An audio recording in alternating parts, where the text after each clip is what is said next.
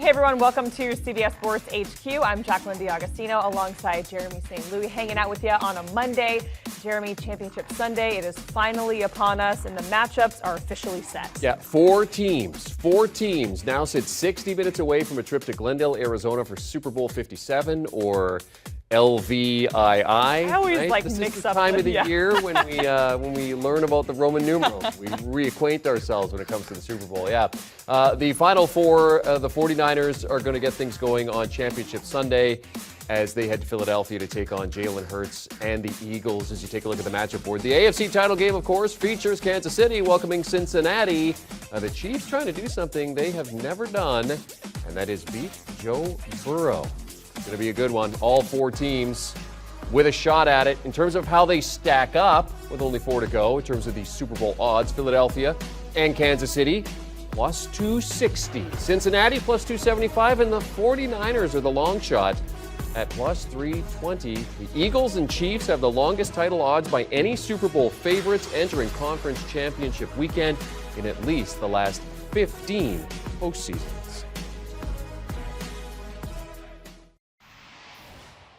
Let's now welcome in Brady Quinn to discuss these odds and some of the remaining playoff storylines. Eagles-Chiefs, now the co-favorites, as you saw on the board there, to win the Lombardi. Do you feel that that's an accurate reflection of how these teams compare to one another at this point? Sure. I mean, look, these are the top two teams in each conference the entire season. So if you look at their entire body of work, I think you look at both and say they should be the favorites to go win it. They also have home field advantage, too, in the conference championship games. So that's a part of that. I think the other thing is, again, I talk about the body of work, but you look at who's playing quarterback for them, right? And when Jalen Hurts wasn't there, clearly the Eagles struggled.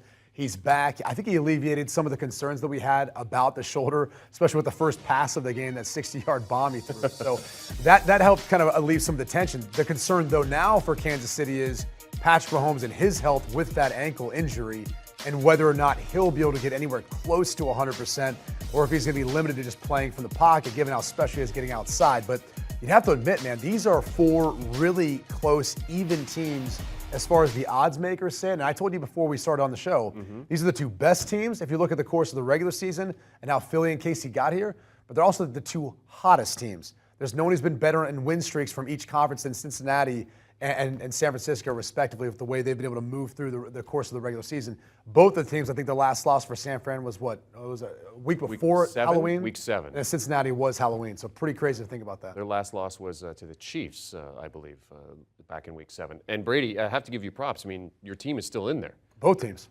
You picked the Bengals. I did. I picked the Bengals. They're still winning it all. I got San Francisco winning this matchup. But look, the reality is if you're looking at Cincinnati, I think the thing that surprised you the most was the offensive line play.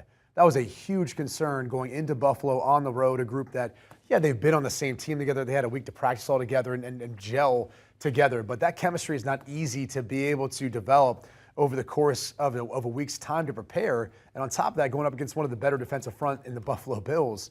But Joe Burrow played phenomenal. The offensive line was physical. They ran the football effectively, especially early with Joe Mixon to set the tone. And defensively, too, the way they got after Josh Allen, putting pressure on him, eliminating Stephon Diggs from really playing a big impact in that game, too. You can't give the Cincinnati Bengals, their defensive coordinator, Lou Anarumo, enough credit for the job they've done all year long, too. Did you text Pete and Rick after the game yesterday and say your pick is still alive? That's not rubbing style. it in yet? It's not my style, no. As I've said before, I still can't believe that Pete Prisco keeps talking about Joe Burrow winning these Super Bowls, and he never picks them. It's like at some point, Pete has to pick the Bengals to go and win a Super Bowl. Every time we get to playoff time, he never picks them to move through and actually win a Super Bowl. So now that they're still alive, I'm sure he's going to hop on the bandwagon. But go back, every single year since Burrow's been in Cincinnati, he's never picked them to go to the Super Bowl, even after they've gone to the playoffs the past 2 years. That's what's shocking to me. Is this the week that Pete makes the pick? Well, he did it last time. He did it last year once they got the Super Bowl. He's like, I'm going to pick him to win the Super Bowl now. Okay, Jalen Hurts and the Eagles, the largest margin of victory in that divisional round, 38-7 of the Giants. Now they get set to welcome San Francisco. Is Philadelphia, for you, the most balanced team at this point? I think you can make that case, especially as far as the teams that are left, looking at the NFC for that matter. To me, what stands out the most is how physically dominant their offensive line play was. I mean, it was incredible to watch what they did to the New York Giants. And look, I know they took care of them during the course of the regular season, but this was a Giants team that to me was on the incline. They continually improved as the year went on. And to see them just have no shot throughout this game from start to finish, it was a bit shocking. I mean, I really thought the Giants would put up a better game. That was not the case. That offensive line took all of the pressure off of Jalen Hurts, outside of him kind of setting the tone early with that deep pass, making sure everyone realized he's okay. He's not going to have any issues throwing the football downfield. After that, it was the offensive line and then the defensive dominance that you saw, putting that game on the back of Daniel Jones, and he's just going to have a hard time delivering versus that defense. So give the Eagles credit. You know, you'd say they're probably one of the most complete teams right now, but still a huge challenge in the NFC Championship game against that defensive front for San Francisco. And Hurts has really silenced a lot of critics. I mean, there were questions about his credentials coming into this season, and he has more than delivered. Oh, he's in for a big payday. I mean, bottom line is we got Rick Spielman sitting here off the side of the set. I would love to know what he thinks and what he'd agree to with him, because you'd have to say this is the trajectory that you'd want him to be on. And I've always said this about him since he was at Alabama. You know, obviously he left Alabama because he hadn't developed really as much from the pocket as I'm sure Nick Saban wanted to see from him. I don't know that you can underestimate that year he spent in Norman with Lincoln Riley. I mean, you started to see him start to improve from there, playing from the pocket. And I said he's like machine learning now. We talk about that in the business world all the time, taking MBA classes. What's machine learning? It's every single time you experience something, you're getting better and better and better. And that's what Jalen Hurts is as a quarterback. I think the more reps he takes, it seems like the better he gets. And so I think he's in for a huge payday, especially what could be coming off of potentially a Super Bowl victory. Well, another guy who would hope to be in for a payday would be Brock Purdy, but of course we still have questions about him. The Dallas Cowboys were the best defense that he has faced so far. Didn't throw any TDs, but he also didn't turn the ball over, unlike his counterpart Dak Prescott. What lessons can Purdy take from what he saw versus the Cowboys into this game versus the Eagles? I think it's the thing you touched on the most is if you looked at the contrast in style between him and Dak, you can almost make the case that, you know, not that Brock Purdy had to go win the game, but he just wasn't going to lose it. And he never made that play to lose the game for them. I think oftentimes in the NFL, it's about the mistakes that you make in key moments where you end up losing games, as opposed to just kind of keep trying to battling it out. And in a tight game, a defensive game like that, and that's what it comes down to. And Dak Prescott, unfortunately, made enough mistakes to warrant at least 6 points just in the field goals off of the 2 interceptions and some potential other plays where it could have even been worse than that. But Brock Purdy's getting more experience. I think with that experience, he gets more confidence. And look, this was not, to me, one of the better offensive schemes for Kyle Shanahan.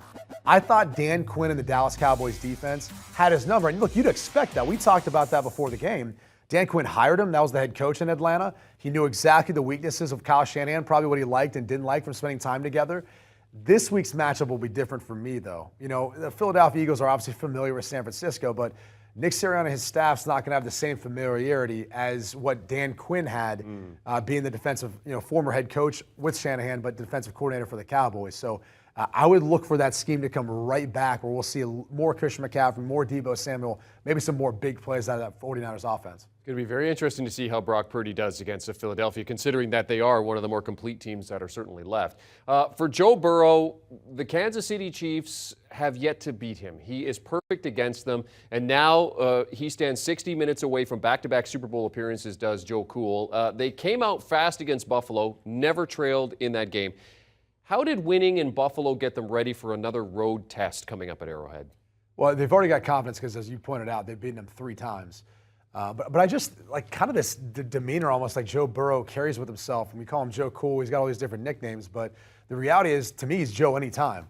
Like, let's go play. Anytime, anywhere, we'll beat you. Like, that's the mentality that he has. And that's what I love about him. And he's the true leader in the sense of everyone believes in him. They're lining up behind him. They're following him. And that's just the mentality that they take. I mean, you heard Zach Taylor after the game apologizing to people in the general public. Sorry about all the refunds you had to make for the neutral site game and the logistical issues that transpired after that. I mean, this team was motivated by the fact that that game, like people are talking about a neutral site game for the AFC Championship. It probably should have been a neutral site game between Cincinnati and Buffalo because of that game that got taken away from them. Right. And the fact that Cincinnati was up at home probably would have won that game. So I think they kind of felt like they had something to prove. And I think they still feel like they have something to prove now. Going on the road in Kansas City, a place they've had success in, a team they've had success against, and wanting to get back to the Super Bowl to prove they have unfinished business. I'm telling you, Joe Burrow's on a different level right now. He's playing as good a football as anyone. I know Mahomes is going to win the MVP. if you included the postseason, I think when it's all said and done, we'll look back and say Burrow was playing the best football all year. And, of course, one of the prevailing storylines this week is going to be the health of Patrick Mahomes with that high ankle sprain. The Kansas City coach, Andy Reid, speaking to the media this afternoon, see if we can get an update on certainly Mahomes' where his injury sits at this point as they head towards the AFC Championship game. Worked hard in the treatment and is doing okay. Yeah. And Coach, I think I'm going to have to go all the way back to 2002. The last time you had a starting quarterback dealing with an ankle injury with Donovan McNabb. He did come back in the playoffs, but how did that experience help you prepare for this scenario with your starting quarterback in Mahomes and limiting a workload and potentially developing a workload for him in practice? Yeah, Donovan's was different in that there ended up being a fracture in there. So that was a little different deal. But he did very well. He worked his tail off, got himself back. Went through kind of the same thing with T.O. At one time. So before the Super Bowl, who worked his way through it. And, but both those two had fractures. Let's go next to Pete Sweeney. Go ahead, Pete. Coach, just staying on Patrick, you had mentioned he went through this week 1 of 2019. How similar is this issue, and how much do you anticipate it'll help that he's already had to deal with this at another time? Yeah, he told you guys. I mean, he mentioned it to you that he's going to play. So, I mean, that's his mindset. And then we'll just take it day by day and see how he does.